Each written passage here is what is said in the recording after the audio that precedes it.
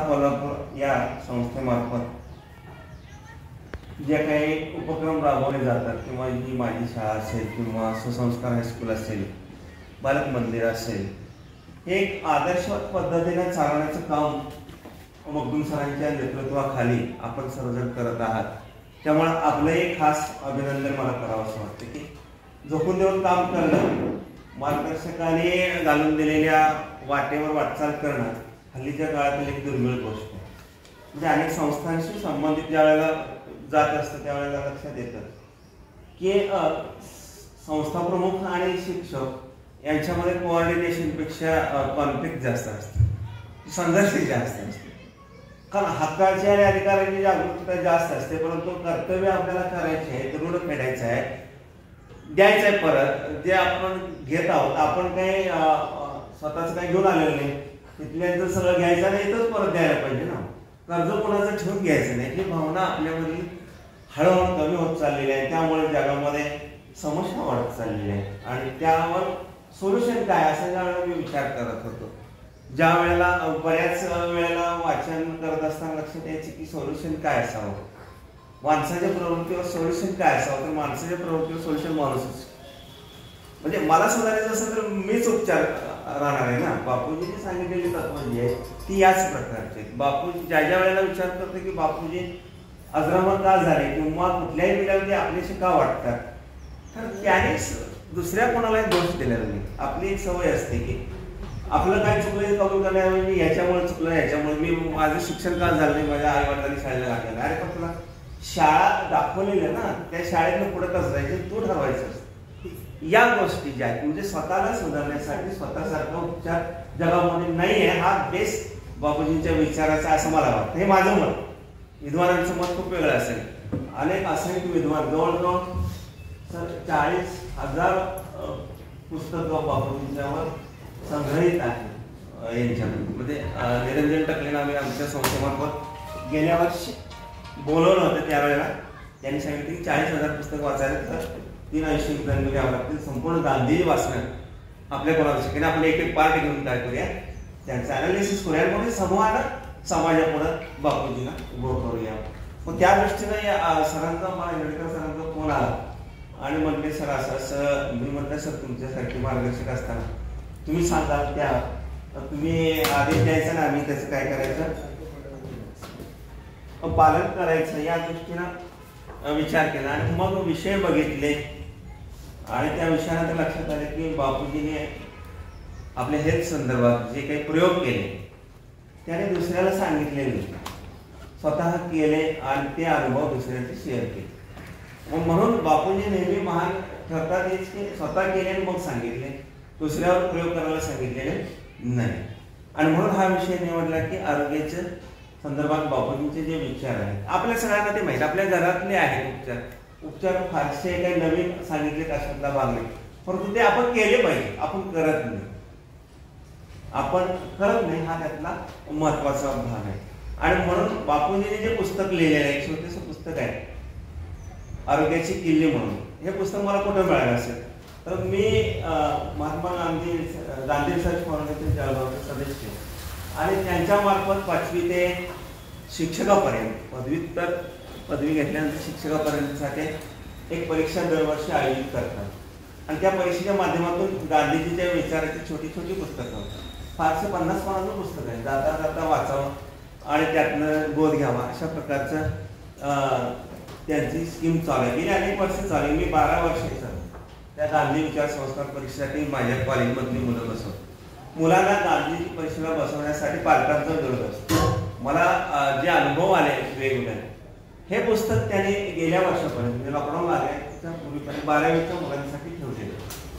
12वीचा मुलगा वयात येणारा मुलगा असतो, शारीरिक बदल झालेले असतात, त्याला आरोग्याच्या दृष्टीनं पुढं त्याचं जे काही आयुष्य असेल त्याच्या दृष्टीनं काय कशा पद्धतीनं त्याला नॉलेज मिळालं पाहिजे, कशा पद्धतीनं त्याला स्वतःच्या आरोग्याकडे बघितलं पाहिजे, या संदर्भातलं मार्गदर्शन आणि ओव्हरऑल प्रत्येक व्यक्तीला याच्यामध्ये आपल्याला मार्गदर्शन मिळतं. हे पुस्तक बेस धरले. त्याचबरोबर बेस एवढ्यासाठी धरलं की त्याने 1906 साली इंडियन ओपिनियन नावाचं जे काही वृत्तपत्र साऊथ आफ्रिकेमध्ये निघत होतं त्यावेळेला सामान्य आरोग्य सुविधा या नावाखाली लेख मला लिहिलेले होते, त्याचं पुस्तकात रूपांतर केलेलं होतं. आणि ते पुस्तक संपूर्ण जगभर, गांधीजींची जेवढी पुस्तकं जगभर खपली त्याच्यापेक्षा जास्त खपलेलं पुस्तक म्हणजे हे की टू हेल्थ हे पुस्तक जास्त खपलेलं होतं त्या काळात. संपूर्ण जगभर त्या पुस्तकाचा अनुवाद झाला. तर भारतामध्ये जवळजवळ 6 भाषेत त्यावेळेला अनुवाद झालेला होता आणि ते पुस्तक दुर्मिळ झालेलं होतं. मग भारतात बापूजी आल्यानंतर बापूजींना अनेक लोकांनी सांगितले की तुमचं ते पुस्तक काय करा, पुन्हा रिराईट करा. बापूजींना या स्वातंत्र्य संग्रामामध्ये ज्या काही चळवळी उभ्या केल्या होत्या त्यातून त्यांना वेळ मिळत नव्हता आणि मग 1944च्या आंदोलनामध्ये त्यांना तुरुंगवास झाला आणि त्या तुरुंगवासामध्ये आगा खान पॅलेसमध्ये पुण्याला त्यांना ठेवण्यात आलं होतं. त्यावेळेला त्यांनी हे मनावर घेतलं आणि 28 ऑगस्ट का 28 सप्टेंबर 1942 रोजी हे पुस्तक नव्यानं त्यांनी लिहिलेलं. मग ते 1906 साली लिहिलेलं मांडलेले विचार पुन्हा 30-40 वर्ष अनुभव घेतला आणि 1942 पर्यंत जे अनुभव त्यांनी स्वतःच्या आयुष्यामध्ये प्रयोग करून बघितले ते त्यांनी या पुस्तकात मांडलेले आहे. आणि त्यामुळं हे पुस्तक ते सर्वांनी वाचण्याचं खूप छान होईल. पुस्तक अतिशय साध्या सोप्या सरळ भाषेत आहे. कुठेही कोणालाही कुठल्याही प्रकारची अडचण समजण्यात येणार नाही. सामान्य आमची भाषा जी असते आपली भाषा त्या भाषेमध्ये ते पुस्तक भाषांतर केलेलं मूळ पुस्तक जे इंग्रजीमध्ये आहे. परंतु नवजीवन ट्रस्ट जे अलाहाबादचं आहे त्याने हे अहमदाबादचं जे आहे त्याने हे प्रकाशित केलेलं आहे. आता याच्यामध्ये जे काही दिलेलं आहे त्यामध्ये पहिल्यापासून जर आपण विचार केला त्यांनी सगळ्यात भाग सांगितले की माणसाचं शरीर काय आहे, शरीर आरोग्य म्हणजे काय, शरीर म्हणजे काय, हवा कशासाठी लागते, पाणी कशासाठी लागतं, मादकद्रव्ये काय आहेत, संपूर्णपणे आपल्या जीवनामध्ये हर घडी आपल्याला जाणणाऱ्या गोष्टी या माध्यमातून त्याने आपल्याशी चर्चा केली. हे चर्चात्मक पुस्तक आहे. ते आपल्याशी पुढे बसून बोलतात, सांगतात. एक वडील आपल्या मुलाला सांगतो अशा प्रकारची भाषा या छोट्याशा पुस्तकामध्ये मांडलेली. हा संवाद आहे. संवाद रूपी सांगितले की असं कर, असं करायला पाहिजे, असं आपण केलं पाहिजे, हे वाईट आहे, हे चांगलं आहे, हे तुम्ही करू शकता, हे करण्यासाठी हे केलं पाहिजे, आपल्याला चुकीचं काय सांगितलेलं आहे, बरोबर काय सांगितलेलं आहे, अशा पद्धतीनं एक गाईड स्वरूपात किंवा एक मार्गदर्शक बाब आपल्याशी बोलतोय अशा पद्धतीनं मांडण्यात येते. आरोग्य म्हणजे काय, आरोग्य म्हणजे आपलं शरीर जे आहे ते सर्व कार्य करण्यासाठी सक्षम असतं. त्यांनी सांगितले की त्याला 10-12 महिने चालता आलं पाहिजे, दररोज खाल्लेलं सगळं अन्न पचवता आलं पाहिजे आणि त्याला शांत झोप लागली. किती साध्या छोट्या सोप्या गोष्टी. पैलवानाचे शरीर यष्टी या ठिकाणी निरोगी असेल असं सांगता येईल किंवा आरोग्यपूर्ण असेल असं सांगता येईल, कारण त्याला काहीतरी व्याधी असू शकते. त्याच्यात ताकद असली तरी ती व्याधी असू शकते. म्हणजे त्याने आरोग्याची व्याख्या अशी केली की शरीराची जी काही तुमची नैसर्गिक रचना ती रचना तुम्ही किती सक्षमपणे आणि सुव्यवस्थितपणे सुचारूपणे त्याला तुम्ही डेव्हलप करताय, त्याला तुम्ही वर्किंगमध्ये ठेवताय. वर्किंगमध्ये ठेवणं हे सगळ्यात महत्वाचं आहे. आणि मग हे वर्किंगमध्ये ठेवायचं असेल तर मग कुठल्या संधी द्यायला पाहिजे हे त्याने पुढे मांडले. शरीराचा उपयोग काय, शरीराला जी आता एक महत्वाचा मुद्दा असं मांडलाय की आपल्याला सगळ्या जगाचं ज्ञान आहे. पृथ्वीवर किती खंड आहेत, किती प्रांत आहेत, कुठले देश काय आहेत, परंतु आपण आपल्या शरीरातला अंतर्गत किती जाणून घेतो. आपल्या शरीराची प्रत्येकाला माहिती असणं गरजेचं असतं. ते ज्ञान आपल्याला दिलं जात नाही. ते ज्ञान देणं हे शिक्षणामध्ये प्रामुख्याने समाविष्ट करण्यात.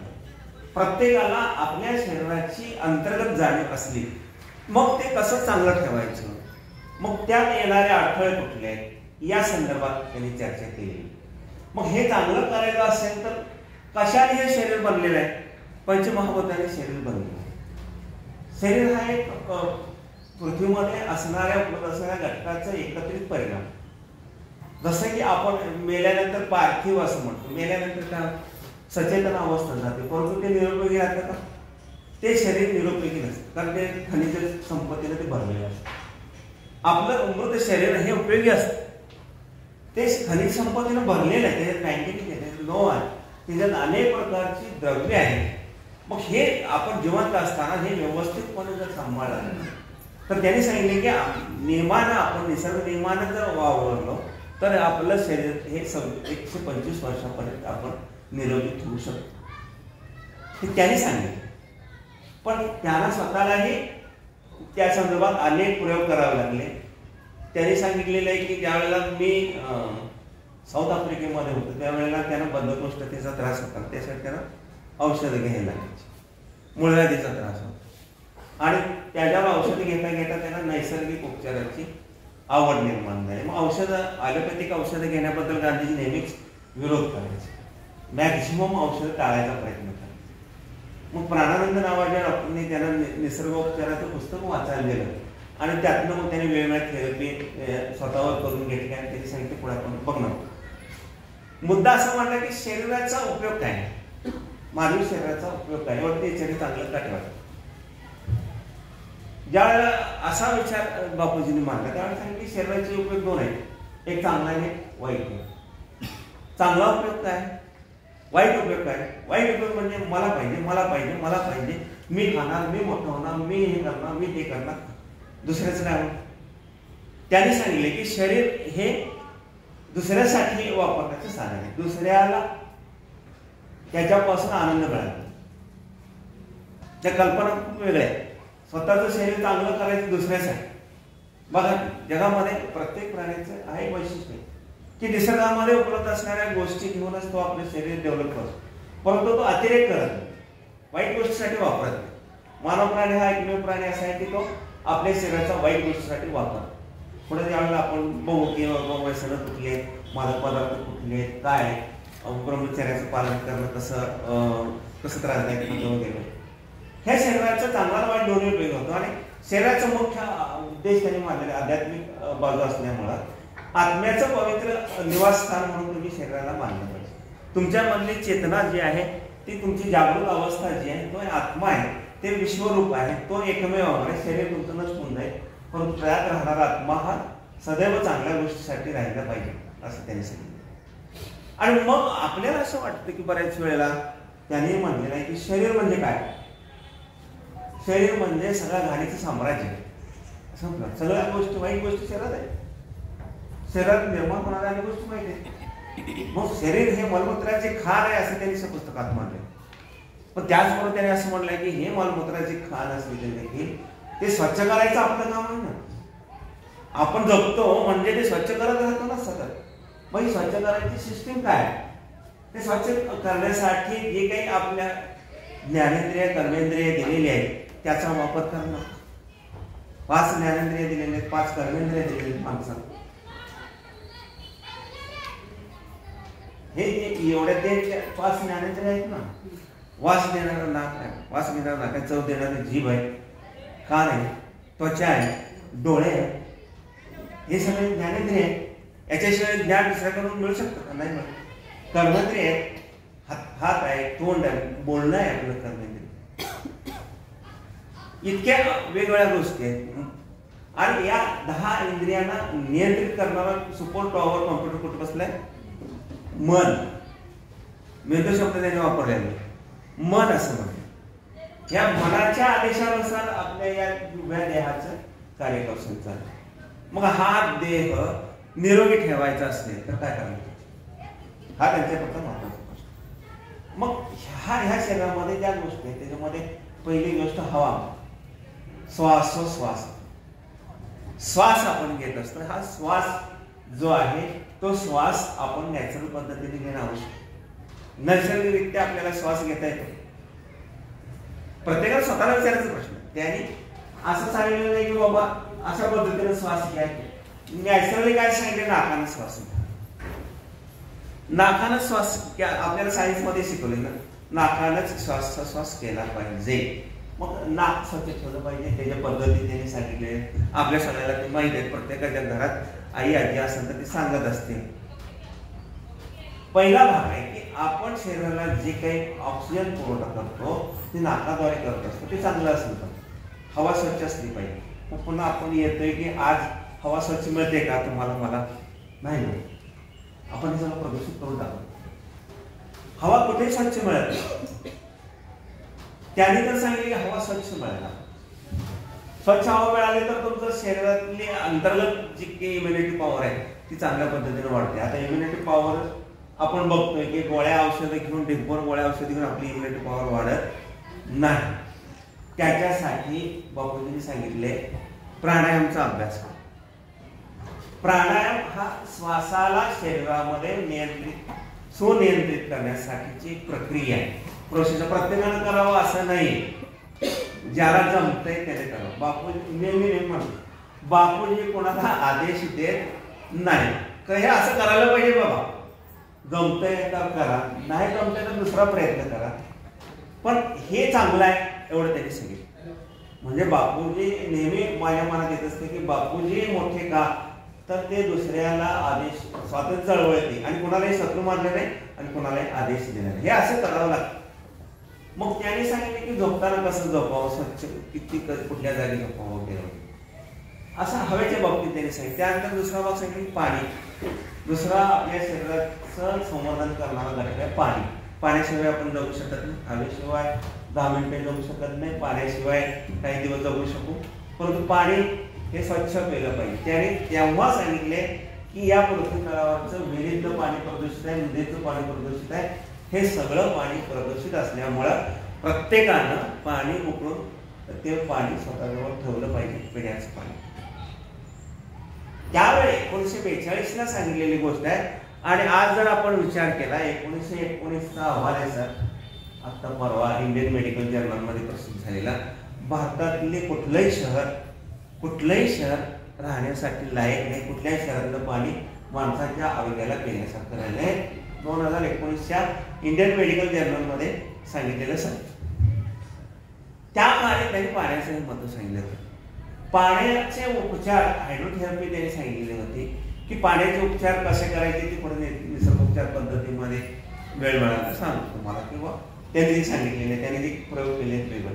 परंतु पाणी हे माणसाच्या शरीर संवर्धनामध्ये अत्यंत आवश्यक आणि महत्त्वाची बाब आहे असं त्यांनी सांगितले. स्वच्छ पाणी पिणे अत्यंत आवश्यक मानलेले आहे. भारतातल्या कुठल्याही राज्यामध्ये त्यांनी संपूर्ण भारत फिरून बघितलेला असल्यामुळं त्यांना हे लक्षात आले की भारतामधल्या पद्धती ज्या आहेत त्या सगळ्या पाणी प्रदूषित करणाऱ्या पद्धती आहेत. त्यामुळं प्रत्येकाला आपल्याला, कारण आपले डोळे आपली जीभ पाणी चांगलं आहे का वाईट आहे हे सांगू शकतात का? सांगू शकतात. डोळ्याला दिसणारं पारदर्शक पाणी किती विषारी असू शकतं आपल्याला माहिती. जिभेला गोड लागणारं पाणी, जिभेला स्वाद देणारं पाणी हे आरोग्यदायी असेलच असं कदापि नाही. आणि म्हणून सुरक्षिततेचा उपाय म्हणून त्यांनी काय सांगितले की पाणी उकळून तुमच्या जवळ सतत ठेवा. हे त्यांचं महत्वाचं पाण्यासंदर्भात नाही. तिसरं सांगितलेलं आहे की त्याने पाण्यानंतर आहार कसला असला, आपण काय खातो काय. आता प्रत्येकाच्या आहाराच्या सवयी वेगळ्या असतात. 3 प्रकारचे आहार आपल्याला प्रचलित आहेत. एक शाकाहार आहे, दुसरा मांसाहार आहे, तिसरा मिश्र आहार आहे. मांसाहारासाठी त्याने देह आहार असा वापरलेला, म्हणजे दुसऱ्याचा देह आपण खातोय म्हणून त्याला देह आहार हा शब्द वापरतो. हा देह आहार आहे. त्याने बापूजींनी सांगितले की शुद्ध शाकाहार हाच माणसासाठी उपयुक्त आहे. दुधाच्या बाबतीत त्यांनी प्रयोग केला होता की त्याने साऊथ आफ्रिकेला गेल्यानंतर दूध हे प्राणीजन्य पदार्थ आहे. दुधामध्ये असणारे घटक आणि मांसामध्ये असणारे घटक समान आहेत आणि त्यामुळे दूध हे कधीही शाकाहारामध्ये मोडत नाही, म्हणून त्यांनी गाईचं आणि म्हैसचं दूध पिणार नाही अशा प्रकारची प्रतिज्ञा केली होती. आणि साऊथ आफ्रिकेमध्ये भयंकर आजारी पडले, अमावस्याचा आजार झाला, तो कुठल्याही औषधाने बरं होतं. मग डॉक्टरने सांगितलं एकमेव पर्याय आहे, दूध घेतला तरच तुमचा हा आजार बरा होईल, अन्यथा होणार नाही. मग त्यावेळेला त्यांचा 1 महिनाभर संघर्ष सुरू झाला की दूध घ्यायचं का नाही घ्यायचं. प्रतिज्ञा तर केलेली आहे, आईला दिलेली शपथ आहे मी मांसाहार करणार नाही, दूध हे मांसाहारामध्ये येतं. मग करायचं काय. लग्न झालेलं होतं, कस्तुरबा बरोबर होते, 4 मुलं पदरात होती. जगलं तर पाहिजे, जीव तर वाचला पाहिजे. मग शेवटी डॉक्टरने सांगितलं तुम्हाला जगायचं असं, तुमची प्रतिज्ञा काय, गाई म्हशीचं दूध पिणार नाही. ठीक आहे म्हटले, गाई म्हशीचं दूध राहू दे, बघ आपण बकरीचं दूध पिऊया ना. त्यावेळेला साऊथ आफ्रिकेमध्ये त्यांनी बकरीचं दूध पिलं. बकरीचं दूध पिल्यानंतर त्यांच्या शरीराची रिकव्हरी वेगाने झाली आणि त्यांनी त्या ठिकाणी कबूल केलं माझी प्रतिज्ञा भंग झाली, माझा आत्मा त्या ठिकाणी पराभूत झाला, परंतु माझं शरीर वाचलं. मला शरीर वाचवणं महत्त्वाचं. आणि म्हणून त्याने त्यानंतर बकरीचं दूध, शेळीचं दूध हे काय केलं, प्रेफरन्स द्यायला सुरुवात केली. आणि त्यानंतर त्याने सांगितले की दूध घेणं, दूध आणि तूप घेणं हे शरीराला आवश्यक आहे. प्रयोगात ते त्याने जे काही केले ते प्रयोग करून केले. हा त्यातला बेस आपल्याला सोडता कामा नये. प्रयोग करून त्याने हा अनुभव सांगितला. म्हणजे बकरीच्या दुधाची काही आपल्याला, मलाही हे वाचत असताना लक्षात आले की एवढ्या कठोर ह्याच्यातून माणसानं, मला ते प्रतिज्ञा आठवल्या की पु ल देशपांडेचे छोटंसं पुस्तक होतं. आम्ही 7व्या 8वीला असताना चित्रमय गांधीजी म्हणून, त्यात ते प्रतिज्ञा सगळ्यांना दिलेलं होतं. मग ते चित्र वगैरे छान पुस्तक होतं. आता पुस्तक काय माहिती नाही. मग ते छान असं गांधीजींचं पुस्तक, त्या प्रतिज्ञा आठवल्यानंतर मग हा संदर्भ लागला की आफ्रिकेमध्ये जाऊन त्याला मोडावं लागलं, परदेशातली प्रतिज्ञा.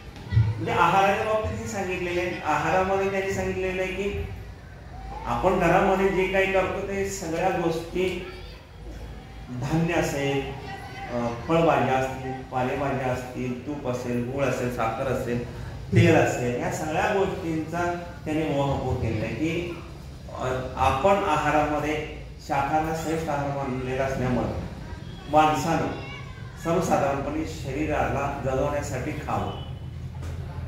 त्यांनी एक शब्द वापरलाय की माणूस कशासाठी खातो, चवीसाठी. चवीसाठी खाणं त्यानं म्हणतो. चवीसाठी खाण्यापेक्षा जगण्यासाठी आहाराचा वापर किंवा आपण जे काही इंटेक घेतो फूड, ते इंटेक फूड हे औषधासारखं घ्यायला पाहिजे. औषध कशासाठी घेतो, ते शरीरातल्या त्रुटी दूर व्हाव्या किंवा शरीर सक्षम राहावं, शरीराला चलनवलनाची जी काही प्रक्रिया आहे ती प्रक्रिया सुदृढपणे चालावी, यासाठी आपण आहार घेत असतो. चैनीसाठी आपण आहार घेत नाही, घेऊ नये असं त्यांचं मत. जीभ जे स्वाद जो आहे, स्वाद हे मुळातच त्या वस्तूमध्ये, त्या धान्यामध्ये असतो. जिभेला स्वाद असत नाही असं त्यांचं मत. परंतु त्याचं जी काही प्रक्रिया करून आपण वेगवेगळे फ्लेवर्स निर्माण करतो आणि त्यामुळं त्या जिभेला त्याची चटक लागते आणि मग आपल्या शरीरावर अत्याचार सुरू होतो. त्यांनी ती मांडणी केलेली आहे बघा, जिभेला चव नसते, चव धान्याला असते. जे अन्न पदार्थ आपण घेत असतो त्या अन्न पदार्थांना चव असते. त्या चवीमध्ये माणसानं वेगवेगळ्या पद्धतीने बदल करून त्याची सवय शरीराला लावते. मग ते तळून खायला लागला, भाजून खायला लागला, हा पुढचा प्रोसेस निर्माण झाला. मग हे जे अन्न आपण इंटेक घेत असतो, हे इंटेक केलं जाणारं अन्न जे आहे ते जास्तीत जास्त मॅक्झिमम नॅचरल स्वरूपात कसं जाईल, निसर्गाच्या स्वरूपात कसं जाईल, आपल्याला सुटेबल होईल या पद्धतीनं त्याचं रूपांतरण करावं आणि मग ते घ्यावं असं त्यांनी सांगितलेलं आहे. जे डॉक्टर आपल्याला आज सांगतात आयुर्वेदिक डॉक्टर की जर जमतंय तेवढं कच्चं खा, कच्चं जात नसेल तर ते भाजून खा, भाजून जात नसेल तर शिजवून खा, आणि एवढं करून पण तर ते खायची इच्छा असेल तर ते तळून खावा, तेल घालून खावा. त्यांचं म्हणणं असं आहे की तेलापर्यंत जात खा, तळून खाण्यापर्यंत जायचंच कशाला माणसाला. त्याच्या अगोदरच आपल्याला हे करता येईल की नाही, तिथपर्यंत आपल्याला पुरेल इतकं औषध म्हणून जर घ्यायचं असेल तर कमीत कमी. आणि मग हा जो विचार त्यांनी मांडला, हे मांडत असताना त्यांनी सांगितलं की आपल्याकडे पद्धत आहे, चपाती खा, भाजी खा, भात पण खा, डाळी पण खा, बरोबर आहे. आपलं चौरस आहार म्हणून आपण या सगळ्या गोष्टीचा वापर करतो. त्यांनी सांगितले एकदा गहू जर तुमच्या जेवणात असेल तर भात असायला काय गरज. भात आणि गहू एकच काम करतात. गव्हापेक्षा भातापेक्षा गहू श्रेष्ठ, कारण गव्हावर कमी प्रक्रिया आपण करतो. तांदूळ जे आहे ते आपण गिरणीतनं सोडून आणतो किंवा सोडून आणतो, त्याचे सगळे पोषक मूल्य भाताची कमी झालेली असतात. गव्हाची आपण ते दळून आणल्यामुळं ते गव्हाची पोषक मूल्य जास्त राहिलेली असतात. गहू असेल, बाजरी असेल, कुठलंही एक धान्य असेल तर ते धान्य पुरेसं. महत्वाचं काय त्यांनी सांगितलेलं आहे की धान्य खात असताना कच्च्या पालेभाज्या खाणं, नॅचरल स्वरूपात. जेवढा नॅचरल तुम्हाला पालेभाज्या खाता येईल तेवढ्या तुम्ही खाल्ल्या तर तुमचं शरीर चांगल्या पद्धतीने. आहाराच्या संदर्भात त्याने मिठाई किंवा गोड खाण्यावर फार मोठं ऑब्जेक्शन घेतले. माणसाला कृत्रिम गोड खाण्याची गरज आहे. मिठाई हे शत्रू आजही आपल्याला सांगतात, सगळ्यांना आपल्याला माहित आहे की मिठाई खाणं खरोखरच शरीराला अपायकारक आहे. त्यावेळेस त्यांनी सांगितलं होतं. गुजराती माणूस मिठाई जास्त खाण्याची सवय, परंतु त्याने सांगितले की मिठाई कृत्रिम तयार केलेली मिठाई ही शरीराला अपायकारक. मुळात गोड आपल्याला शरीराला आवश्यकच नाही. मग जी आवश्यकता असेल तर त्यासाठी तुम्ही जो नैसर्गिक पद्धतीने गुळ तयार केला जातो तो गुळ खावा, बाकी कुठल्या गोष्टी खाऊ नका असं सांगितलं. मग आपल्याला मिठाईची दुकानं जे भरलेले दिसतात ते सगळ्या आपली शत्रू आहेत हे आपल्याला लक्षात येते. ते मिठाईची दुकानं कुठल्याही प्रकारच्या माणसाच्या शरीराला पोषक काम करत नाहीत असं त्यांचं स्पष्ट आहे. फळभाज्या जास्त खा, पालेभाज्या कमी खा असं त्यांचं. पालेभाज्या मॅक्झिमम नॅचरली खा, फळभाज्या जमतील तिथपर्यंत कमीत कमी प्रक्रिया करू. आणि दररोज हे महत्वाची गोष्ट आहे, सगळ्यांनी लक्षात ठेवा, तुमच्या माझ्यासाठी पण ती लागूच आहे. तूप खाणं कंपल्सरी केलं. दररोज 50 मिली तूप खाल्लं पाहिजे प्रत्येक दररोज सकाळ संध्याकाळी. नाही तूप जमलं तर 70 ग्रॅम लोणी खा. शरीरासाठी आवश्यक गोष्ट. आणि तिसरी गोष्ट जी आज पुढची गोष्ट आज आपल्याला सांगितलं जातं ओमिक्रॉनच्या ह्याच्यामध्ये सर्दी पक्षावर 2 लिंबू दररोज 2 लिंबू आपल्या आहारात असले पाहिजे. 2 हे त्यांनी आहारासंदर्भात स्पष्टपणे सांगितले. म्हणजे ज्या गोष्टी आज आपल्याला सांगितल्या जातात त्या गोष्टी 50 वर्षापूर्वी महात्माजीने आपल्याला सांगून ठेवलेल्या आहेत. त्याचा अंमलबजावणी आम्ही केलेली नाही आणि म्हणून आपण जगामध्ये साथीच्या रोगांना बळी पडतो. इम्युनिटी पॉवर वाढवण्यासाठी लिंबूसारखं कुठलंही औषध नाही किंवा त्यासारखं नॅचरल सोर्स कुठला नाही असं वैद्यकशास्त्र सांगते. ते आज आपल्याला मालिकावरती बापूजींनी त्यावेळेला सांगितलं, प्रयोग करून सांगितले. महत्वाचा मुद्दा नाही की बापूजी जे सांगायचे ते सर्व प्रयोग करून सांगण्यामध्ये त्यांची महत्वाची भूमिका होती. आता दुसरा भाग असं सांगितले की जे आपण हे इथे त्यांनी लिहून आणलेले होते की आपल्यासारखे आपण बुद्धिजीवी समजतो. वाचून दाखवतो की बुद्धिजीवी माणसाला दररोज 1 लिटर गाईचं दूध घ्यायला पाहिजे, 170 ग्रॅम धान्य घ्यायला पाहिजे, 85 ग्रॅम भाजीपाला, 150 ग्रॅम फळभाजी जी काय असेल ती, शक्यतो सगळ्या भाज्या कच्च्या खायला सांगितलेल्या आहे. तुम्हाला तूप सांगितलेलं आहे, 40 ग्रॅम गूळ आणि ताजी फळे. एक मुद्दा आहे, ताजी फळे दररोज खाल्ली पाहिजे सीझनल. आणि फळे कधी खावी? सकाळी उठल्या पहिलं आपलं इंटेक जे फूड असेल ते काय असावं? फळं असायचं असं त्यांनी सांगितलेलं. फळं संध्याकाळी झोपताना खाऊ नये असं त्यांनी त्यावेळेस सांगितलेलं आहे. पुढचा मुद्दा एक त्यांनी सांगितलं की आपण किती वेळा जेवावं, दिवसात किती वेळा जेवावं. वयाप्रमाणे वेगळं असतं असेल, आपलं वय कसं असेल तसं जेवावं. त्यांनी सांगितले की शारीरिक श्रम करणाऱ्याला दिवसातून किती म्हणजे जास्तीत जास्त कुठे केलं तरी चालतं, कारण का त्याला ते पचू शकत. पण सर्वसामान्य माणसं जे आहेत आपल्यासारखी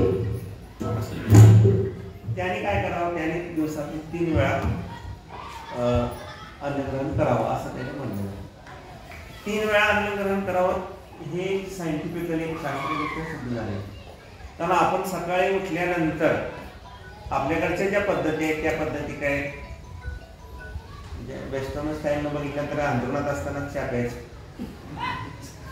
ते योग्य पद्धत नाही. त्यांनी सांगितले की सकाळी उठल्यानंतर तुमचं जर ब्रेकफास्ट असतं किंवा तुम्ही जी न्याहारी करताय ती न्याहारी ही भरपूर केली, जेवणासारखीच केली.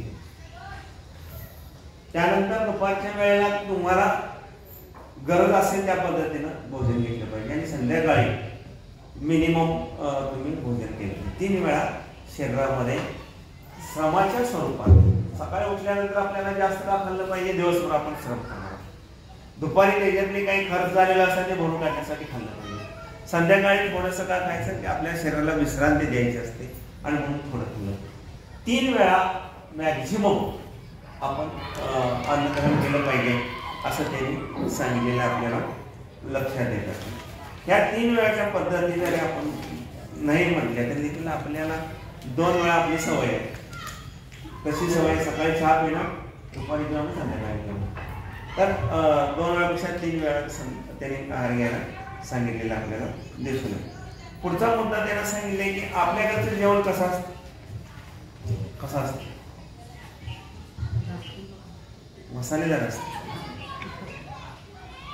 मसाला घातल्याशिवाय आपल्याला जेवण गोड लागत नाही.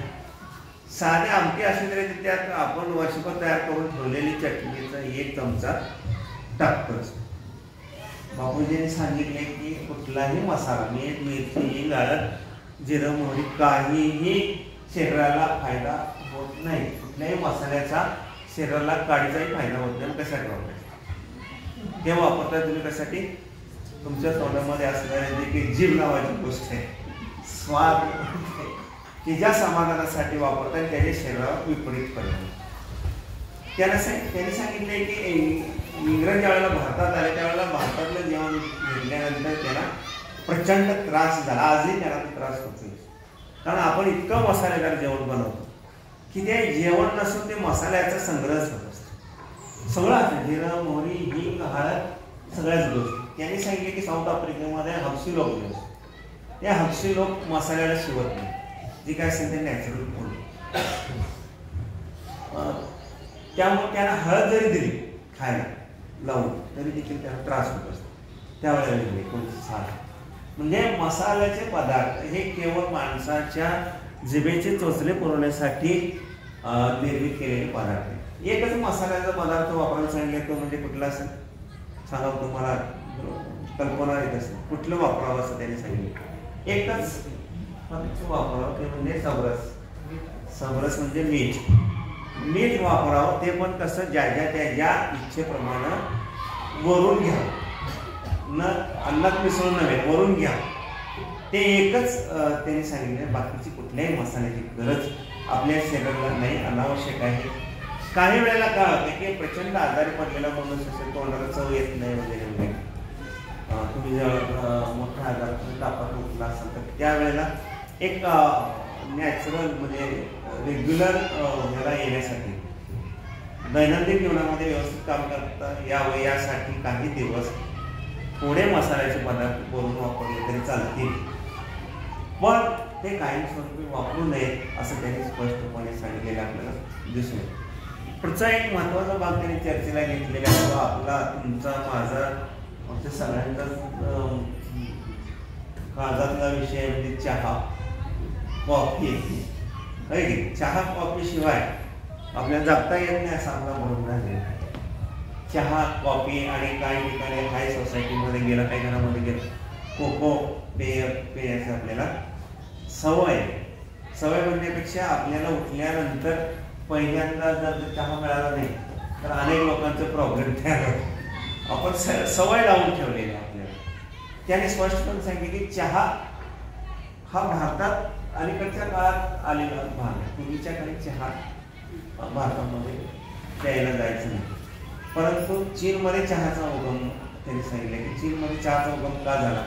चीनमध्ये कुठेही पाणी चांगलं मिळत नाही, कुठेही नॅचरल वॉटर सोर्स जो आहे तो अजिबात चांगला नाही. मग ते शुद्ध करून घेण्यासाठी त्यांच्याकडे म्हणणारी चहा नावाची वनस्पती ते पाण्यात टाकून उकळतात आणि मग त्या पाण्याला सोनेरी झालं की ते पाणी पिण्यायोग्य झालं असं ते चीनमध्ये मानलं जातं. आणि म्हणून ते चीनमधला तो चहा तो जगभर सगळीकडे या चहापूरच्या रूपात पसरवला आणि तो चहा सगळ्यांच्या बोकांडी बसलेला आपल्याला दिसतो. हे चहा जो आहे तो शरीराला काहीही मदत करत नाही. चहा प्यायची गरज आपल्याला, चहा घेण्याची गरज अजिबात नाही. चहा असेल, कॉफी असेल, चहाचं त्यांनी सांगितलं की चहामध्ये टॅनिन नावाचा पदार्थ असतो, तो आपल्या जठराची आणि आतड्याची जी कार्यक्षमता आहे ती कार्यक्षमता काय करतं, कमी करता, हळूहळू नष्ट करतं आणि मग बद्धकोष्ठता असेल किंवा आणखी काही आजार असतील जठराचे, ते आजार निर्माण करण्यासाठी चहा कारणीभूत ठरतो हे त्यांनी सांगितलं. आपल्याला प्रत्येकाला अनुभव असेल, अनेकांना पाईल्सचा त्रास असेल, 100% पाईल्सचा त्रास असतो, अपेंडिक्सचा बऱ्याच लोकांना त्रास असतो. ह्याचं मूळ कारण अनेक कारण आहे की चहा अतिरेकी चहा हे कारण त्यांनी सांगितलेलं आहे की बद्धकोष्ठता प्रत्येकाचा अनुभव आहे. त्याने असं सांगितलं की तुम्हाला चहा पिल्यावर बद्धकोष्ठता आहे, परंतु अनेक कारणापैकी एक कारण असतं. कोकोचं तर आपल्याला माहिती की आपण कोका कोला आलेलं आहे, आपण ते कोल्ड्रिंक्स वगैरे सगळ्या गोष्टी त्याच्यामध्ये त्यांचे मानलेले आहे. महत्त्वाचा मुद्दा असं सांगितलं आहे की मादक पदार्थांच्या सेवनासंदर्भात म्हणजे आपल्याकडं अफवा असेल, दारू असेल, गांजा असेल, मदिरा असेल, बाहेरून आलेली असेल, आपल्या देशात तयार होणारी असेल, गावात तयार होणारी असेल, लेबल्ड असेल किंवा अनलेबल्ड असेल, हे मदिरापान जे आहे किंवा आपण मादक पदार्थाची नशा करतो, या नशेच्या संदर्भात त्यांनी सांगितलं आहे की ड्रग्ज अँड ड्रिंक्स ह्या दोन गोष्टी ज्या आहेत, ह्या दोन गोष्टी आपल्या गुलामाला नशेडी बनवतात. म्हणजे ते आपल्याला आपल्या ताब्यात या माणसाला घेत ड्रग्ज. सुरुवातीला आपण ड्रग्ज घेतो, नंतर ड्रग्ज आपल्याला घेतो. जे आपण त्याच्या अधीन झालो तर त्याच्यापासून आपल्याला सुटका होतो. कुठलाही ड्रग जे भारतामध्ये मद्यपानाचं व्यसन वाढलं का, तर वेगवेगळे कारण सांगितले, श्रीमंती असेल, पाश्चात्यांचा अनुकरण असेल. त्यांनी म्हटलेलं आहे की इंग्रजांच्या कालखंडातच भारतात दारूचं व्यसन जास्त वाढलं. मुळात जगात सर्वत्र दारू वाईटच आहे असं त्यांनी सांगितलं. मग आपल्याकडे गांजा वेगळ्या स्वरूपात असतो, भांग वेगळ्या स्वरूपात असते, बरोबर. अफूचा वापर आपण वेगळ्या पद्धतीने करत असतो. अफूच्या वापरासंदर्भात सांगितलंय की एक वेळेस दारू परवडली, दारूमुळं मनुष्य तात्काळ हे होत असतो. अफूमुळं मनुष्याचं शरीर जड होऊन जातं, त्याला काही कळत नाही, तो कुठल्याही कामाला लायक राहत नाही. आणि मग हे जर बघायचं असेल त्या काळात त्यांनी सांगितलं की आसाममध्ये आणि ओरिसामधल्या लोकांच्याकडे जाऊन बघा, तिथं अफूचं व्यसन प्रचंड मोठं आहे, दारूपेक्षाही लोकांची अवस्था वाईट. मग ते सांगायचा उद्देश त्यांचा असा होता की कुठलंही व्यसन हे प्रचंड वाईट आहे आणि त्या व्यसनापासून आपल्या शरीराचं नुकसानच होतं, फायदा काही होत नाही. आणखी एका विषयावर त्यांनी आपलं लक्ष केंद्रित केलं होतं की सगळं आपल्या बऱ्याच लोकांना आता ते कमी झालं असेल, महाविद्यालयामध्ये किंवा कुठल्याही सरकारी ऑफिसमध्ये गेलं तर कोपरा बनलेला दिसतो. तंबाखू आणि तंबाखूजन्य उत्पादन या संदर्भात त्यांनी आपलं मत मांडले की तंबाखू आणि तंबाखूजन्य उत्पादन ही अतिशय वाईट, माणसाच्या शरीराची संपूर्ण हानी करणाऱ्या गोष्टी आहेत. 3 प्रकारे तंबाखू मनुष्य घेत असतो, तुम्हाला माहित असेल. खात असतो, खाणारा तर आपल्याला माहित असेल, कुठे त्याला निर्लज्याप्रमाणे कुठेही तो बसतो आणि कुठेही काही करून तो पिचकाऱ्या मारत बसत असतो, कोणालाही विचारत नाही, काय नाही. बघणारा काय म्हणतो, ते देवाची मूर्ती लावून लावून लोक थकले कोपऱ्यात. प्रत्येक ऑफिसमध्ये दत्त लावला, राम लावला, ज्योतिबा लावला, महालक्ष्मी लावली, लोकांच्या ज्यात काय फरक नाही, ते महालक्ष्मीला सोडायचं, साईडला मारायचं, हे प्रत्येक ठिकाणी.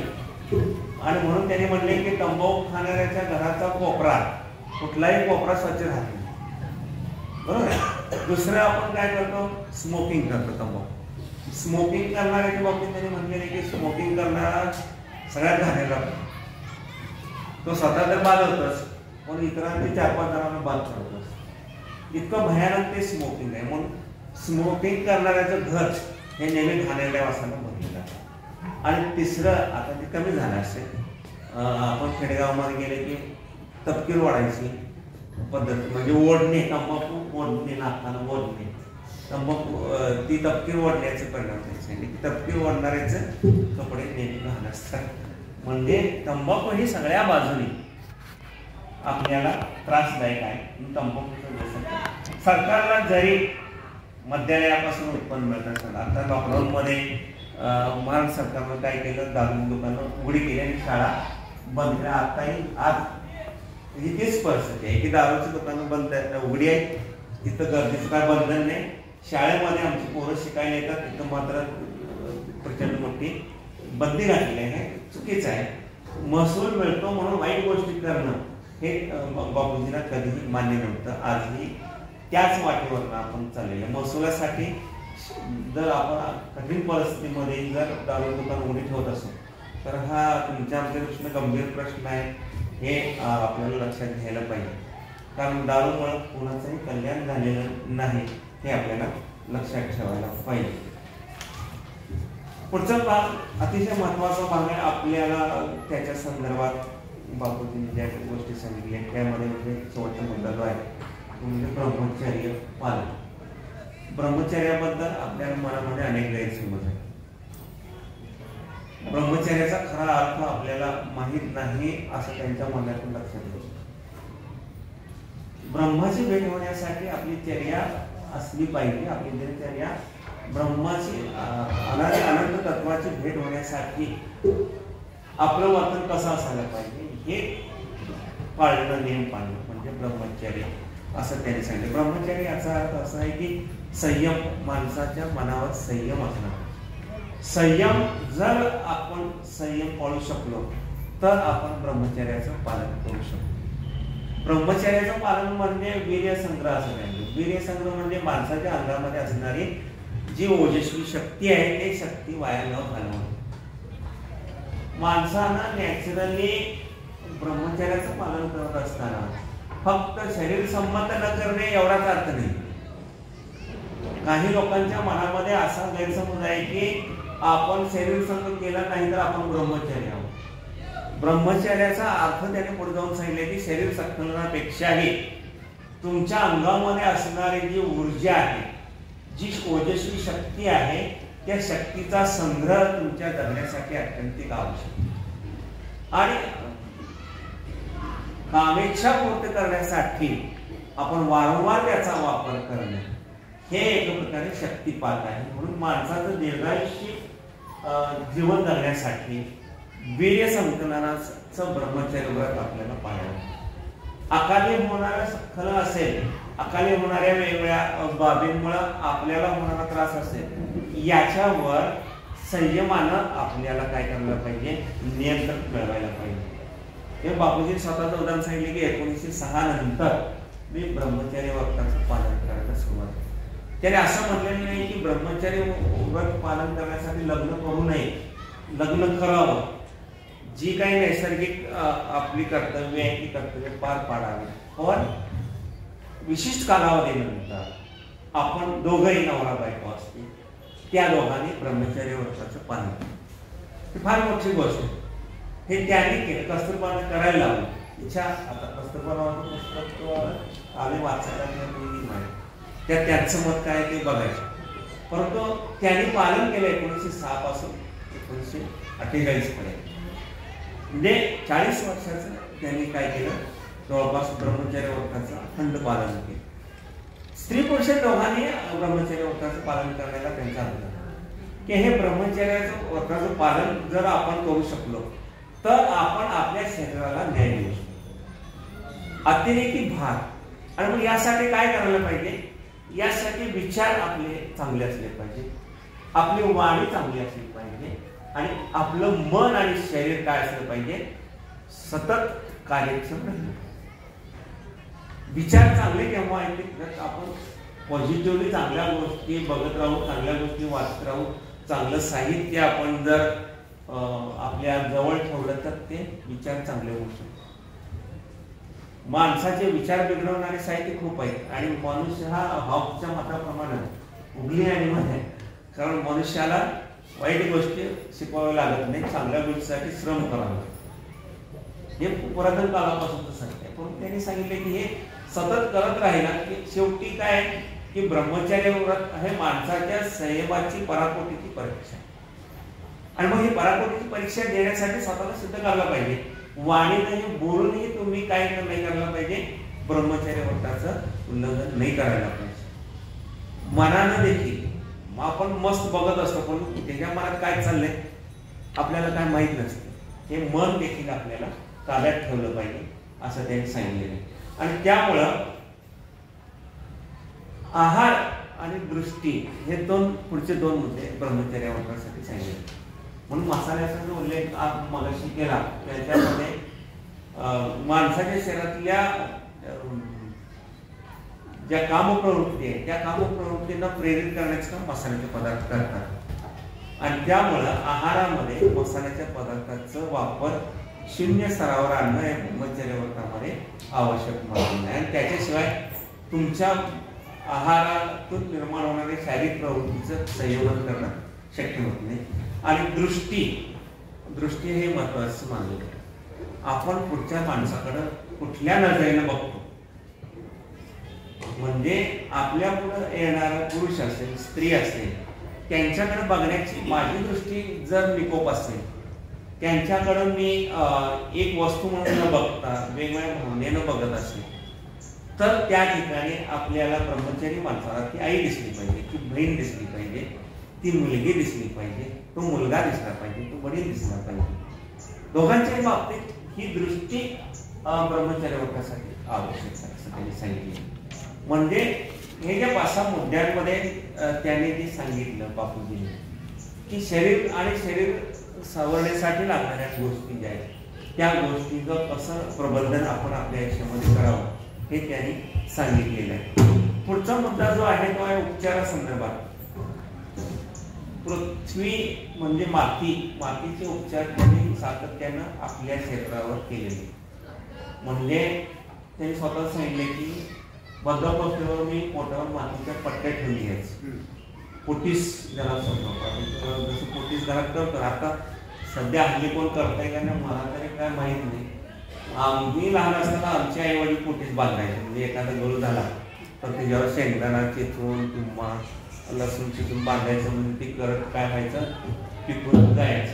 परंतु आता जर माझ्या मुलाला कळ झाला तर बायको सांगते झाला डॉक्टर ते कापून काढताय आणि उपचार करतो बदललं. म्हणजे आपला विश्वास कुठून कुठे चाललाय त्याचं एक उदाहरण. ते पोटीस ते पोटावर बांधल्यानंतर त्यांना लक्षात आलं की 3-4 दिवसानंतर आपलं क्रियाकर्म जे आहे सकाळचं ते व्यवस्थित चाललं. ताप आल्यानंतर देखील त्यांनी ते मातीच्या पट्ट्या डोक्यावर ठेवून आपण पाण्याच्या पट्ट्या ठेवतो त्यांनी ओल्या मातीच्या पट्ट्या ठेवून ते तापाचं दुरुस्ती केली. म्हणजे मातीचा उपयोग आपल्या शरीरामध्ये आपल्या शरीरातील ज्या बिघडलेल्या गोष्टी आहेत त्या सुरळीत करण्यासाठी करावं असं त्यांनी स्पष्टपणे सांगितलेलं आहे. ते ॲलोपॅथीचे उपचार फार कमी घ्यायचे बाबा. जास्तीत जास्त उपचार हे निसर्गोपचार पद्धतीनेच करायचे. पाण्याचे उपचार त्यांनी सांगितलेले. पाणी कसं आपल्या आरोग्याला चांगलं करतं. ती पुणे नावाच्या एका विद्वानाने त्यांना पुस्तक दिलं होतं. त्या पुस्तकामध्ये 2 प्रकारचे स्नान त्याला सांगितलं. एक पट्टी स्नान आणि दुसरं घर्षण स्नान. ज्यावेळेला माणसाला ताप चढत असेल त्यावेळेला थंड पाण्यामध्ये त्या माणसाला बसायचं त्याच्या पोटाला असं ओल्या पाण्याने घासायचं. म्हणजे ते ताप उचललं जाईल कुठल्याही आजारासाठी. आणि मातीच्या उपचारामध्ये सांगायचं झालं की विंचू चावला साप चावला तर विंचू चावलेल्या ठिकाणी ती मातीचा लेप आपण लावून धरला तर ते विंचूचं विष उतरेल असं त्याने सांगितलं. आपण काय प्रयोग करायची गरज नाही कारण आपल्याकडे तेवढी शुद्ध माती नाही राहिली. त्यांनी सांगितले की शुद्ध माती मिळणं शेवटी एक वाक्य म्हटले त्याने त्या प्रकरणामध्ये मुंबईसारख्या शहरामध्ये पुण्यासारख्या शहरामध्ये शुद्ध माती मिळत नाही. त्यामुळे जी माती मिळते ती प्रदूषित असते. ती चांगला उपयोग करायला मला नाही. म्हणजे तेही आता आपल्याला तपासून बघावं लागेल.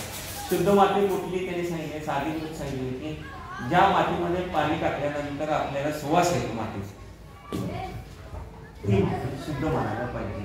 ती फार कमी राहिली म्हणजे शहरामध्ये ती माती मिळते. पाण्याच्या उपचारामध्ये कटीस्नान घर्षण स्नान सांगितलेलं. घर्षण स्नान ब्रह्मचर्यासाठी आवश्यक आहे. ज्यावेळी त्याच्या चित्तवृत्ती शांत होत जातील. थंड पाण्याचा वापर जास्तीत जास्त करायला सांगितलेला आहे. या 2 प्रयोगानंतर त्यांनी स्वतःचा एक प्रयोग सांगितलेला आहे की चादर स्नान. चादर स्नान म्हणजे आपल्या घरामध्ये नवीन बाळंतीण आल्यानंतर शेक द्यायचा प्रकार असतो. म्हणजे बाजल्यावर आता हल्ली शहरातल्या आयांचं काय मला माहीत नाही परंतु आमची आई असेल ते आमच्या आईच्या बाजल्याखाली शेणकुटानं ठेवायची की त्यामुळे त्याला शेक द्यायचा. तोच पद्धत त्यांनी वेगळ्या पद्धतीने सांगितलेलं आहे की चादर स्नानमध्ये जर समजा एखाद्याला ताप भयंकर आला असेल तर बाजल्यावर घोंगडी अंतरायची, घोंगडी लोकरीची 2 घोंगडी अंतरायची, त्याच्यावर एक कॉटनच्या बेडशीट किंवा चादर अंतरायचं. ती चादर कसं अंतरायचं, थंड पाण्यात ती चादर बुडवायची, पिळायची पण अंतरायची आणि मग त्याच्यावर त्या पेशंटला झोपवायचं. आणि 2 चादरी घ्यायच्या, थंड पाण्यात बुडवायच्या, गार पाण्यात, पाणी थंडच पाहिजे, ते बुडवायचे, पिळायचे आणि त्याच्या अंगावर पांघरायचे आणि डोक्याला थंड पाण्याचं टॉवेल बांधायचं, मग त्याला ओढा ठेवायचा. हे करायचं आणि खाली त्या पाठ खाली उकळत्या पाण्याची ढोकळी ठेवा. असं त्यांनी त्याने केलेला प्रयोग, बापूजी स्वतः केलेला प्रयोग, टॉलस्टॉय फॉर्ममध्ये केलेला प्रयोग. आणि त्यात मला चांगले यश मिळालं. माझे 4 पोरापैकी एका पोरावर मी प्रयोग केला, ते पोरग सगळ्यात जास्त निरोगी आहे, बाकीची त्याच्यापेक्षा कमी त्यांनी उपचाराला प्रतिसाद दिला. म्हणजे त्यांनी घरामध्येही प्रयोग केले. त्याच्यासंदर्भात वादविवाद आहे, तो भाग त्या मुलाच्या आत्मचरित्रामध्ये आले, तो भाग आपण सोडून दिला. आणि मग हे पाण्याचे उपचार केल्यानंतर आणखी एक त्यांनी सांगितले की आकाश, अवकाश, स्पेस, जगामध्ये हवा भरलेली आहे सगळीकडे, हवेला आपण बंदित करू शकत नाही. प्रत्येक ठिकाणी स्पेस असायला पाहिजे. जसं पृथ्वी तलावर प्रत्येक ठिकाणी स्पेस असल्यामुळं त्याचा आपल्याला चांगल्या पद्धतीने फायदा होत असतो. म्हणजे हा जो स्तर आहे पूर्ण वातावरण असतं त्याचा आपल्याला जगण्यासाठी फायदा होतो. तद्वतच त्यांनी सांगितले की त्या आगा खान पॅलेसमधलं जे जाजम होतं ते जाजम 10 वर्ष आणि 10 वर्षे त्या जाजममध्ये एवढी धूळ साठलेली होती की ती संपूर्ण परिसर जी खोली होती त्या खोलीमधली हवा प्रदूषित व्हायची. आणि त्यांनी सांगून ते जाजम झाडायला लावलं, त्यातनं 5 किलो धूळ पडली असं त्यांचं म्हणतं. त्या जाजममधनं 5 किलो धूळ बाहेर पडली आणि ते जाजम पुन्हा आणून अंतरल्यानंतर असं नव्या जाजमत चालल्यासारखं मला वाटायला लागलं. म्हणजे स्पेसची कन्सेप्ट क्लिअर करण्यासाठी की ते जे गालिच्यामधले किंवा अंतर आहे प्रत्येक धाग्यामधलं ते अंतर सुट्ट असलं. जसं या विश्वामध्ये प्रत्येक गोष्टीत अंतर आहे तसं माणसाच्या शरीरामधल्या 2 पेशीमध्ये स्पेस. जसं आपल्याला घाम येतो ते स्पेसमुळे घाम येतो ना, आपल्या अंगावरचे लव वाटते ते स्पेस मधल्या पोर्शन मध्ये ते वाटते. हा अंगातला स्पेस जो आहे, हे अवकाश जो आहे, हे अवकाश ज्याचं स्वच्छ क्लिअर असेल, निळं आकाश जसं असेल तसं शरीरातल्या या पेशींमधलं अंतर जे आहे हे अंतर आपल्याला काय करायला पाहिजे, स्वच्छ ठेवायला. ते अंतर आपल्याला कायम ठेवलं पाहिजे. अंतर ज्यावेळेला आपण बंदिस्त करतो, मग हे बंदिस्त केव्हा होतं, ज्यावेळेला आपण एसी मध्ये राहतो, एसी गाड्यांमध्ये फिरतो, नॅचरल हवेचं झोत आपल्या अंगावर येऊन देत नाही, नैसर्गिक पाण्यामध्ये आपण ज्यावेळेला जात नाही किंवा निसर्गामध्ये फिरत नाही त्यावेळेला हा स्पेस कमी होतो. मग आपल्याला माहिती आहे की एसी मध्ये राहणाऱ्या माणसाला नॅचरल याच्यामध्ये जर क्लायमेटमध्ये आला तर त्याचं संपूर्ण शरीर त्या ह्याला क्लायमेटला सूट होतं. ह्याचं कारण असं आहे की त्याच्या स्पेशीमधलं जो काही डिफरन्स आहे, जागा अवकाश जो आहे त्या अवकाश वेगळ्या विषारी घटकाने भरला गेलेला आणि म्हणून तो स्पेस हे अत्यंत आवश्यक आहे. जसं शरीराच्या प्रत्येक अवयवामध्ये अनुरेणूमध्ये स्पेस आवश्यक आहे तसं आपलं जे पोट आहे, पोट त्याच्यामध्ये स्पेस ठेवायला पाहिजे. म्हणून पहिल्यांदा त्यांनी सांगितले की गरजेपुरता खा, गरजेपुरता खा. आणि तेही खात असताना 3 वेळा खायला जरी सांगितलं तरी देखील ते थोडं थोडंच खायचं आहे. आणि त्यांनी पुढे जाऊन सांगितले की हे जठराला जर स्पेस द्यायचा असेल तर 15 दिवसातनं किंवा आठवड्यातनं 1 दिवस उपोषण करा, उपवास करा. उपवास हा माणसासाठी औषधापेक्षा जास्त काम करतो. औषधापेक्षाही प्रभावी उपचार कुठला असेल तर तो उपवास आहे. आणि म्हणून आपल्या आई वडिलांनी देखील त्याचं पालन केलेलं, आजी आजोबांनी तर त्याचं खूप मोठं पालन केलं. निरंकार उपवास करायची पद्धत आपल्याकडे आहे. आपल्या संस्कृतीमध्ये काही गोष्टी आहेत उपवासाच्या. बघा 12 महिन्यामध्ये 12 एकादशी येतात, वेगवेगळ्या सणा समारंभाच्या निमित्तानं उपवास आपल्याला करावे लागतात. ज्याला कोणाला नाही जमत वर्षभर तर त्यानं नवरात्रीत 9 दिवस काम वागून घ्यायचं काय मिळत नाही. म्हणजे आपल्या संस्कृतीमध्ये ते स्पेस आपल्याला दिलेलं आहे की जठराचं, आतड्याचं ही जी सिस्टीम आपली गळ्यापासून खालीपर्यंत जी सिस्टीम आहे, ती सिस्टीम तुम्हाला कार्यरत ठेवायची असेल, बिना अडथळा कार्यक्षम ठेवायची असेल तर उपवास हा मस्ट आहे असं बापूजींनी सांगितलं आपल्याला दिसून येईल.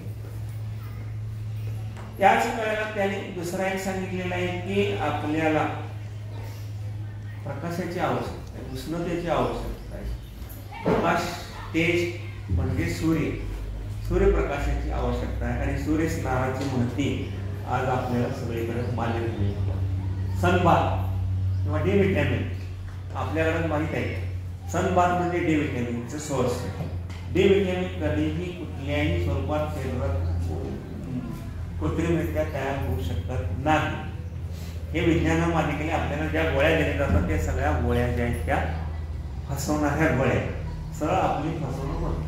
डी व्हिटॅमिनसाठी सूर्यप्रकाश आहे इतकं दुसरं कुठलंही प्रभावी आणि तेवढं चांगलं सोर्स आता सध्या तरी उपलब्ध नाही, भविष्यात उपलब्ध होईल का नाही माहीत नाही. आणि म्हणून युरोपमध्ये देखील आपल्याला माहिती आहे की युरोपमधले सगळे लोक समुद्रकिनारी येऊन संपूर्ण सनबाथ घेत असतात. त्याचं कारण तेच आहे की डी व्हिटॅमिन त्या ठिकाणी. म्हणून प्रकाश हा देखील आपल्या आयुष्यामध्ये महत्त्वाचं मानलेला आहे. त्यांनी एक सांगितलेलं आहे की शारीरिक आरोग्याबरोबरच माणसाला मानसिक आरोग्याचंही महत्त्व जाणेल.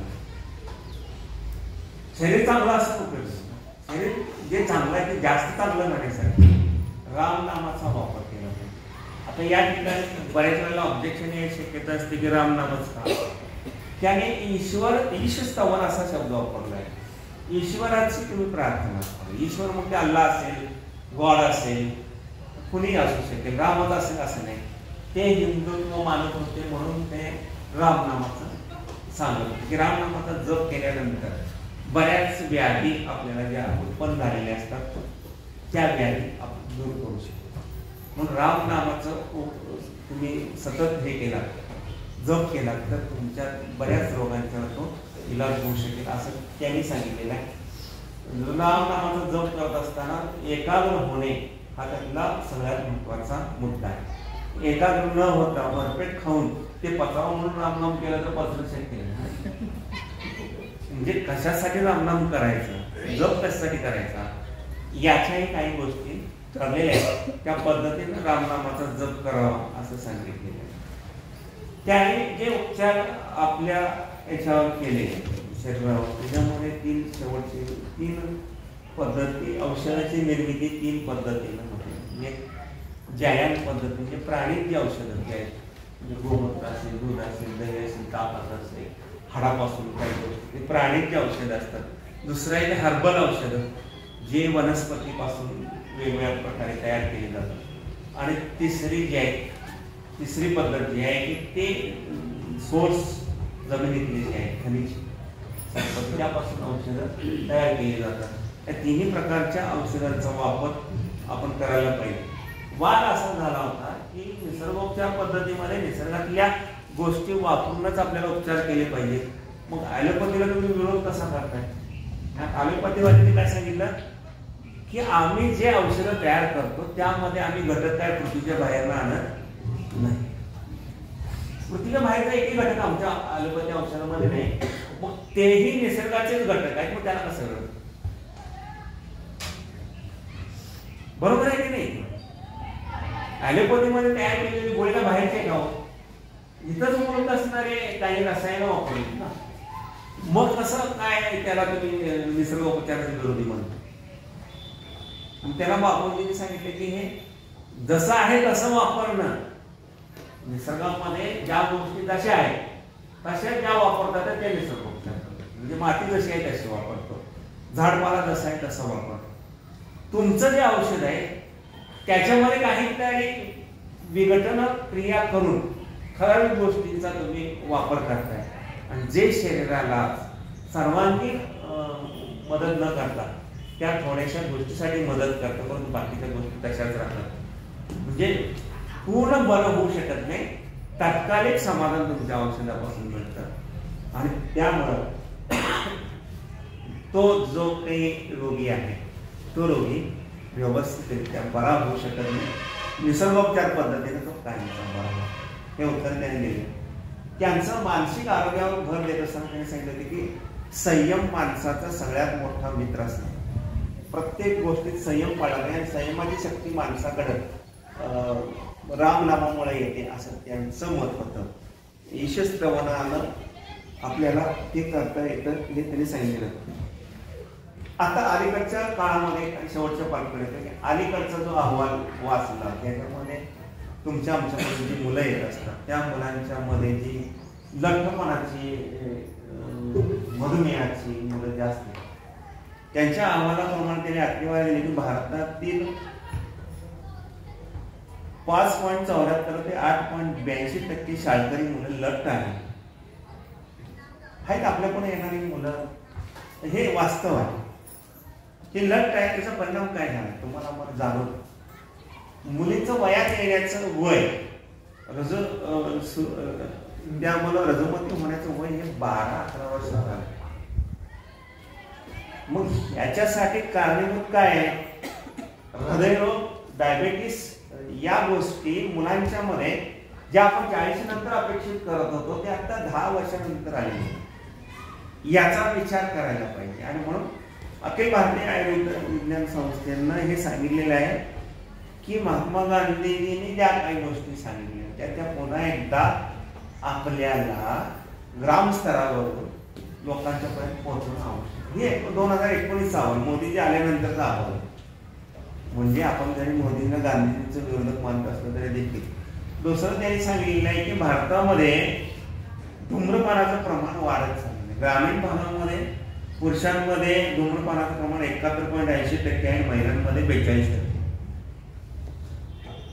भयानक आहे. म्हणजे धूम्रपान कमी झाले असं आपण म्हणतो परंतु ते वाढतच चालले. याला सरकारचं धोरण कारणीभूत आहे. टीका म्हणून नव्हे परंतु तंबाखू आरोग्यास अपायकारक आहे. तंबाखूमुळे कॅन्सर होतो. घेऊन पाहते का पाकिटावर लिहिलेलं असते पण घेणार तो वाचते का ते वाचत. त्यामुळे ती एक मोठी समस्या. आणि मुलांच्या मध्ये व्यसनाधीनतेचं प्रमाण खूप वाढलेलं आहे. जरी त्यांच्या काळामध्ये असणाऱ्या व्यसनापेक्षा वेगळी व्यसनं आज मुलांच्या मध्ये डेव्हलप झाली. म्हणजे ब्राऊन शुगर असेल बाकीच्या गोष्टी ज्या आहेत त्या खूप मोठ्या प्रमाणावर मुलांच्याकडे उपलब्ध झालेल्या आहेत. आणि सहजपणे उपलब्ध झाल्यामुळे आज आपल्या शिक्षकांच्या पुढे आव्हान कुठलं असेल तर त्या मुलांच्या मधलं ड्रग ॲडिक्शन जे आहे ते 10वी पर्यंतच्या मुलांच्या पर्यंत आलेलं. 8वी 9वीच्या मुलाच्या खिशामध्ये ड्रगच्या पुढे सापडतात. कोल्हापूरसारख्या शहरामध्ये ते बाहेर स्मोकिंगच्या माध्यमातून अनेक प्रकारचे ड्रग्ज आलेले. हे आपल्याला थांबवण्यासाठी पुन्हा एकदा बापूजींनी सांगितलेल्या गोष्टी पालकांच्या माध्यमातून मुलांच्या पर्यंत सजगतेनं आणि परिणामकारकरित्या पोहोचवणं आपली जबाबदारी आहे असं मला वाटतं. कारण भावी पिढी आपण सगळे बापूजींच्या बोलणारे आम्ही सगळे 15च्या पुढचेच आहोत. पण असा एक ग्रुप आहे संकेत म्हणून नावाच्या एका पोराम करण्यापासून मुलगा खूप छान पद्धतीनं त्यानं महाराष्ट्रभर डेव्हलप करायला सुरू केलेल्या चळवळ. ह्या चळवळीमध्ये आपण सहभागी होऊ शकतो. फेसबुकच्या माध्यमातून आहे, व्हॉट्सअपच्या माध्यमातून आहे किंवा त्यांना बोलवलं तर ते येऊ शकतात. अतिशय साधा मुलगा सिंपल पण बापूजींच्या विचारावरच हे जग करेल याच्यावर त्याचा ठाम विश्वास आहे. आपल्यालाही तो विश्वास दृढ करावा लागेल. कारण शेवटी कसं आहे की बापूजींनी जे सांगितलं ते स्वतः केल्याने मग सांगितलं असं आहे.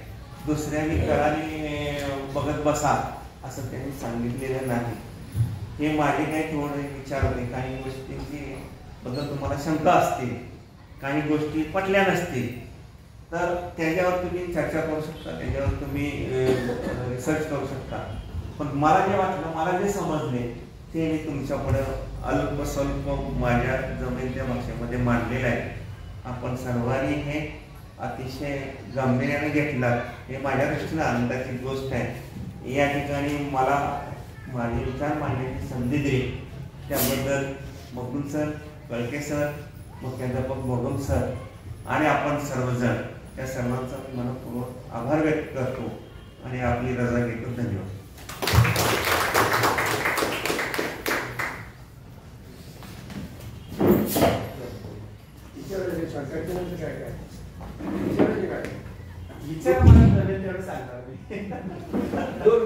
टाकाबद्दल काय सांगितलं या टाकाबद्दल काय बोला नाही.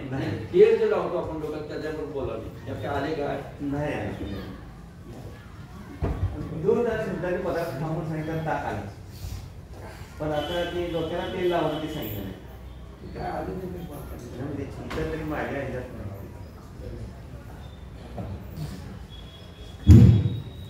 धन्यवाद सर.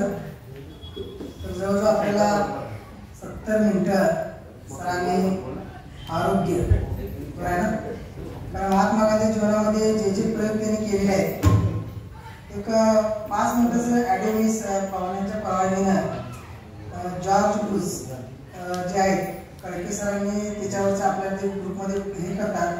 एक 4 मिनिटाचं ॲडो आरोग्याच्या संदर्भात आहे. मी विनंती करतो की आपण थोडंसं प्लीज ऐकावं.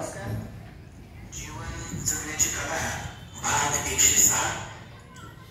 जगाला जिंकण्याची इच्छा असलेला किंबहुना बहुतांशी त्यात यशस्वी ठरलेल्या